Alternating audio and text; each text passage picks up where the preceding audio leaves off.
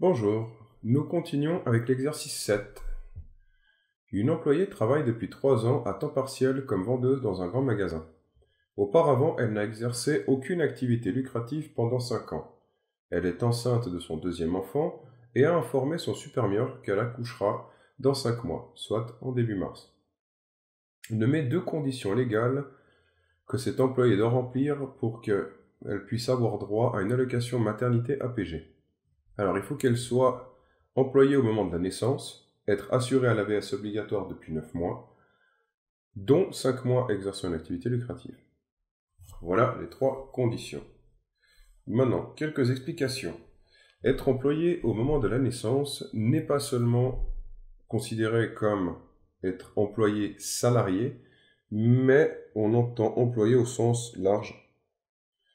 C'est-à-dire qu'elle pourrait être aussi indépendante, avoir son statut d'indépendante, être active dans la société de son mari, même si elle ne touche pas de salaire, mais qu'il y est employé, ça compte aussi.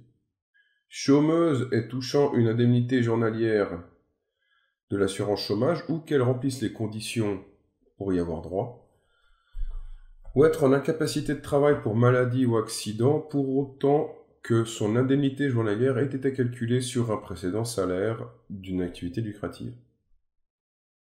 Ou être active dans un rapport de travail régulier, mais où elle ne toucherait pas de salaire, ou parce que ses indemnités journalières seraient échues. Voilà. D'autre part, quand on parle d'être assuré depuis 9 mois à l'AVS, donc minimum 5 en activité lucrative, nous venons de voir à quoi cela correspond. Ce délai de 9 mois minimum peut être descendu à 8 mois, 7 mois et respectivement 6 mois si la femme ou la future mère accouche pour 8 mois avant le 9e mois, donc avant 9e mois,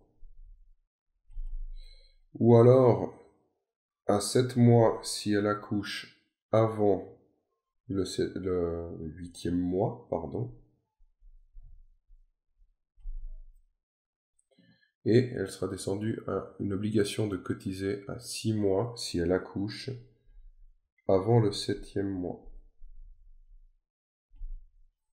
Voilà. Nous avons donc là les conditions à remplir pour toucher et bénéficier d'une allocation maternité APG. Passons maintenant au petit b. Cette employée dépend de son salaire pour vivre. C'est pourquoi elle souhaite reprendre le travail rapidement. Elle a accouché le 1er mars 2017 et souhaite recommencer à travailler le 1er avril 2017. Expliquez sous forme de mots-clés si elle peut reprendre le travail le 1er avril ou non. Justifiez votre réponse. Les réponses non motivées ne seront pas évaluées.